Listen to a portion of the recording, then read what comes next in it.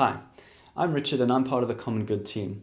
And for the last 12 years, I've been working in the Christian development sector. And I've got to be honest, it's quite hard work. It's very complex with such a range of stakeholders, and every community and context that we work in is so different and unique. And I wish I could say that there were formulas that you could just apply and that everything would be good. Unfortunately, no such formulas exist. Sometimes you try something in one place and it works beautifully. And in other times you try the same thing and it bombs horribly. And we work with the faith and the trust that God is doing something, even though we don't really see the end of the story that God is weaving together. And other times we read about an organization that's doing some good. They have good intentions. They're going in to do something. The problem is the way they do it can end up actually causing more pain than good. You know, their good intentions did not ensure that good work was done. And when we read these things and reflect on our own experience, we can end up feeling discouraged or overwhelmed and being even unwilling to try. And even in the midst of this, there are some widely held guidelines that we can focus on to help shape our response. I've tried to apply it in my life personally and in the work that I do. Because this work, if we're honest, is quite messy. We are fallible human beings working with fallible human beings. And so this video attempts to share some of these guidelines with you to help focus and shape that what you do does indeed lead to good being done. Firstly, we're going to look at the type of responses that we can use when addressing a particular need. Then we're going to focus on some principles that are of great use. And then lastly, looking at our own hearts, the posture that we have when serving the vulnerable and the poor. There are two incredible resources that I can highly recommend that you read. They are the books Toxic Charity by Robert Lupton and When Helping Hurts by Stephen Corbett and Brian Fickett. Much of this video is based out of those two books, and I highly, highly recommend that you get your hands on them. So first up, we're going to be looking at what are the responses that we can use when faced with a particular need. You know, diagnosing a problem before acting is essential. I mean, pulling a tooth is a good technique. It's a good response if you've got toothache. If it's a broken arm, then pulling a tooth is the wrong response to the need presented to you. And so what we're going to look at is saying first thing you need to do before acting is understand the need in front of you so that you can choose the best response. And there's three types of responses that you can choose from. The first is relief. Relief is addressing immediate suffering from natural or man-made crisis. In other words, a disaster has happened and people are almost helpless. They can't really help themselves yet. It's still in the midst of it. It's kind of like stopping the bleeding. The second type of response is rehabilitation. Once the bleeding is stopped, rehabilitation kicks in. It seeks to restore people to the level of functioning they were at before the disaster came along. And people participate in their own recovery. And thirdly, we can get involved with development. Development is a process of ongoing change that moves all people involved, from the helper to the helped, to move them closer to God, to others, to themselves, and to creation. Now, development is not done for people or to people. Development is done with people. Each of these methods is good. The problem is when we use the wrong method or the wrong response to the need that is in front of us. One of the worst things you can do is to use relief when actually it's development or rehabilitation that is necessary. So we need to find out more about the person in front of us, their story and so on, before we jump in with any response that we have. So now we're going to turn from these responses and talk about some of the principles that we can focus on. Now, as I mentioned, these things are not clinical, they're not laws, they're guidelines. And as I go through this list, you might say, yeah, but I've heard about this and I know somebody who did that and it doesn't make sense and so on. And that's why there's more than one guideline. They hold each other in tension. And remember, these aren't laws either. They're there to guide us, to shape our response. And so I humbly share these with you that when you're faced with an opportunity to serve, use the whole range of guidelines in discerning your way to respond, that you indeed end up doing good and not doing harm. So let's look at the first one. Firstly, ensure that you never do something for somebody that they can actually do for themselves. You know, so often when we're presented with an opportunity to help, we jump right in and we start doing something and we almost assume that the person can't or won't do something for themselves. And you know what happens when we do that? We're essentially saying to that person, you know what, you can't do this. You know what, you shouldn't do this. You know, look at me, look how good I am at doing this. And that's paternalism, and it is just a horrible, horrible thing.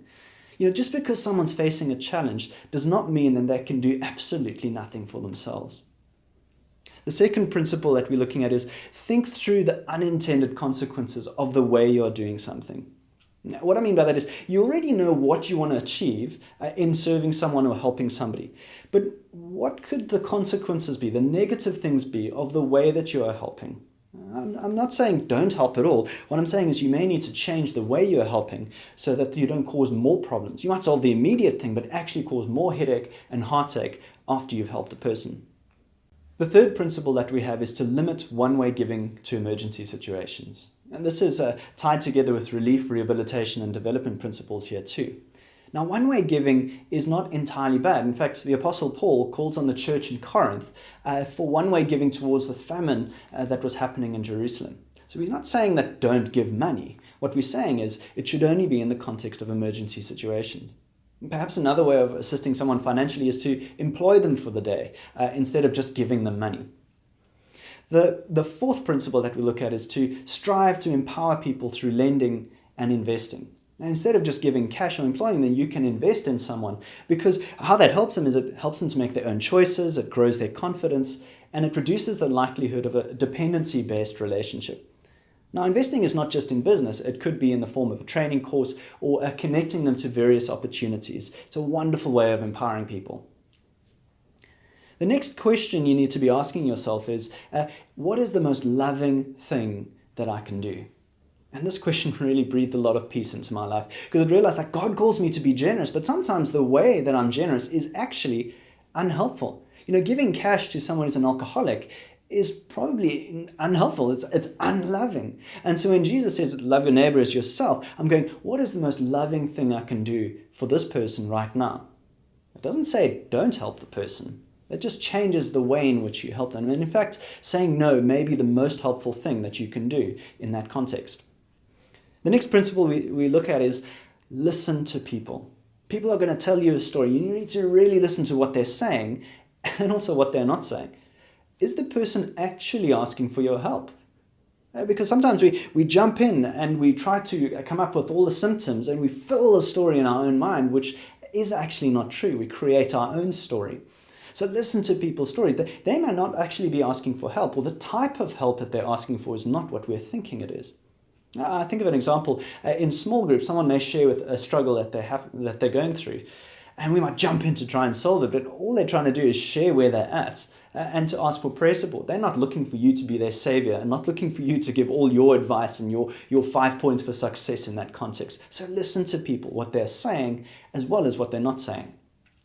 The next thing that we look at is to build relationships with people. And I'm talking about two-way relationships, because when it's a true friendship, you can have honest conversations and you have a long journey with somebody.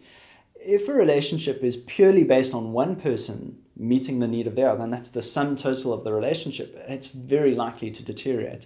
And in fact, it's very likely to increase the needs that the person has. Because in order for that person to see you, they need to have a need for you to fulfill. There isn't a sense of mutuality between the two of you. It's kind of like a doctor-patient relationship.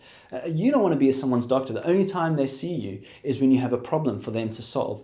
So seek as much as you can to build a two-way relationship with the people that you're working with. And finally, the final principle that we look at is who else is part of this person's story?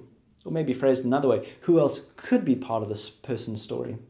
Oftentimes when someone comes to you with an opportunity to serve, they have a need that you yourself, or in and of yourself, you can't solve. So who else can you refer them to? And I'm not talking about just giving them a business card and shoving them off. I'm talking about walking a journey with them to make use of that other person's service or organization. You're not the person's savior. You're not the center of their story. I encourage you, refer people, get other support in this person's journey of healing and redemption. Okay, so those were some of the principles that we can use when discerning how we're to help others. But sometimes what goes wrong is not so much external factors and other people, it's what's going on inside of our own hearts. So the question, what is our attitude? What is the posture of our hearts when seeking justice in this city? The first thing, I really have to emphasize this, is to pray. God encourages us, pray for wisdom. We need discernment. So it's not just praying for the person, it's praying for wisdom in the moment while you're talking to the person and in a journey afterwards. Say, God, what are you doing in this person's life? I want to join in with what you're doing. Please show me how I can be part of your plan of redemption in this person's life.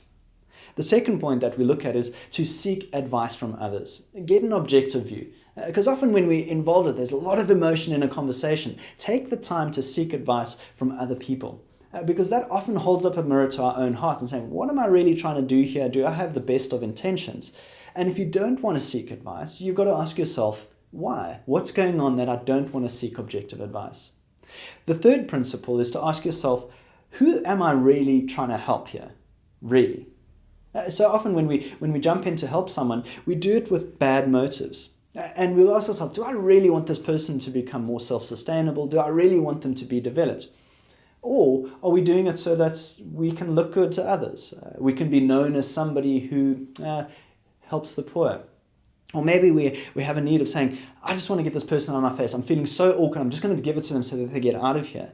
We've got to ask ourselves, what really is our deep down motivation when we put our own agenda aside when we journey with people? The fourth thing that we look at is to say, start a journey. So much can be learned by creating the space and time to discern and to listen to someone's story. Most needs that are presented to you are not urgent for today. You can actually walk a journey, have some conversations with somebody. And if you're trying to rush someone, if you're just saying you're trying to solve the issue and get them out of your face, that's probably more to do with your heart than it is to do with the person in front of you. So can I encourage you, don't see helping someone as a once-off event, but actually a posture of your heart of walking journeys with people who want to grow themselves. My hope in sharing these things with you is that you are excited and feel equipped to respond to the call of God in your life to seek the welfare of the people in the city. And remember, these are the principles and guidelines to shape your response. They're not law. Don't feel bound by them. And remember too that there's grace.